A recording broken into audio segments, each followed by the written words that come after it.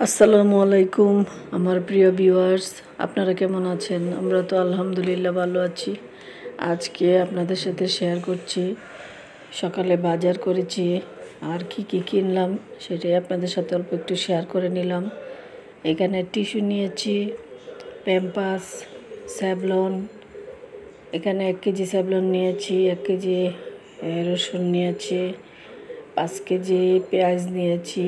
পেঁয়াজের দামটা কিন্তু এখন বেড়ে গেছে। 5 কেজি আলু নিয়েছি, তারপরে হলুদ নিয়েছি, কাঁচা হলুদ, পলিথিন নিয়েছি আধা কেজি। তারপরে এখানে লেবু নিয়েছি, কোলগেট নিয়েছি, পেস্ট, ধূপ সাবান।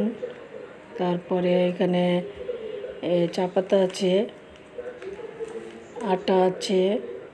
তো সব মিলিয়েই একটা মোটামুটি বাজার করলাম। আর বাজার করার পরে আমি কিন্তু মাছও নিয়েছি, কিন্তু মাছগুলো আর দেখানো হয় নাই। আমি কাছে মাছ নিয়েছি। তো বাজার থেকে এসে আলু কেটে, মাছগুলো বেছে আলু কেটে এখন মশলা দিয়ে নিচ্ছি। আমরা সাধারণভাবে যেভাবে ছোটো মাছ রান্না করি, এখানে হলুদের গুঁড়ো, ধনিয়ার গুঁড়ো, মরিচের গুঁড়ো দিয়ে, পরিমাণ মতো লবণ দিয়ে, তারপরে তেল দিয়ে মাখিয়ে নিচ্ছি আগে। কারণ মাছটা যদি আগে দিয়ে দিই তাহলে মাছটা একদম হয়ে যাবে, দলা হয়ে যাবে।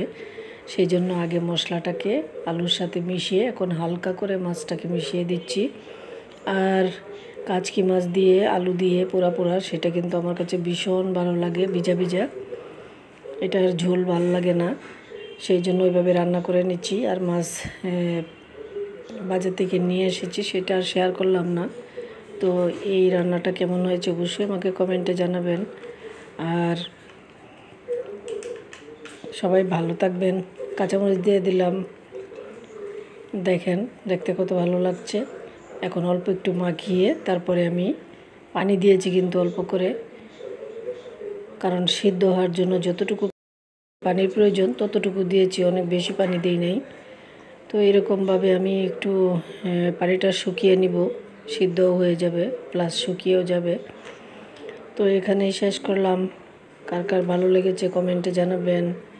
সবাই ভালো থাকবেন, সুস্থ থাকবেন, নিরাপদে থাকবেন। আল্লাহ হাফেজ।